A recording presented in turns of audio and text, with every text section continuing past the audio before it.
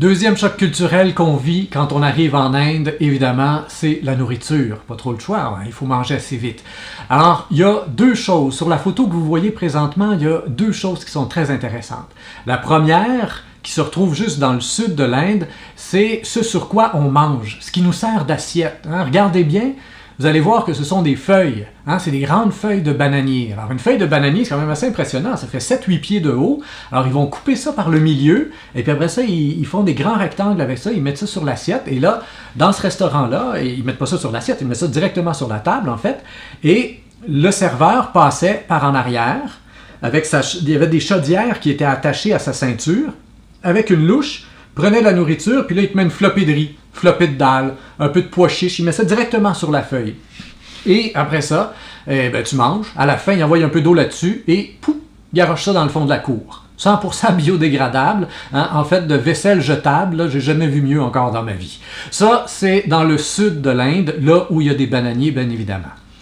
Deuxième chose intéressante qu'il y a sur cette photo-là, si vous voyez bien, l'homme du centre a sa main directement dans la nourriture. Hein? En Inde, chez les riches comme chez les pauvres comme chez les riches. Hein? C'est surtout pas une question de classe sociale. Encore aujourd'hui, en Inde, la très grande majorité de la population mange directement avec les mains. Donc, vous voyez qu'il y a des petits ustensiles ici et là sur la table. Ça sert à prendre la sauce, on met ça, on mélange la sauce avec le riz, des choses comme ça. Puis là, on se fait une petite boule. On fait une petite boule avec les doigts comme ça. Et puis, après, on tourne la main, puis on va pousser avec le pouce. Hein? On pousse, et donc, on y va comme ça. Voilà. Hein? C'est pas la grosse... non, ça ne fait pas comme ça. On y va comme ça. Hein? Après, on se lave les mains propres, comme si on avait mangé avec une fourchette. Il y a deux avantages à ça.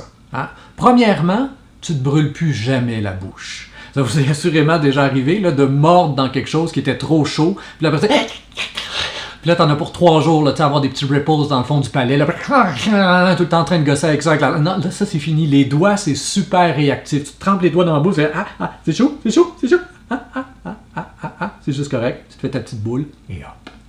Et deuxième avantage, c'est qu'il y a un réel plaisir à se mettre la main dans la bouffe. Hein? Et tous les enfants du monde le savent. Je voyais encore, tout dernièrement, ma jeune fille, Solène, qui tient sa fourchette dans une main puis mange son spaghette avec l'autre.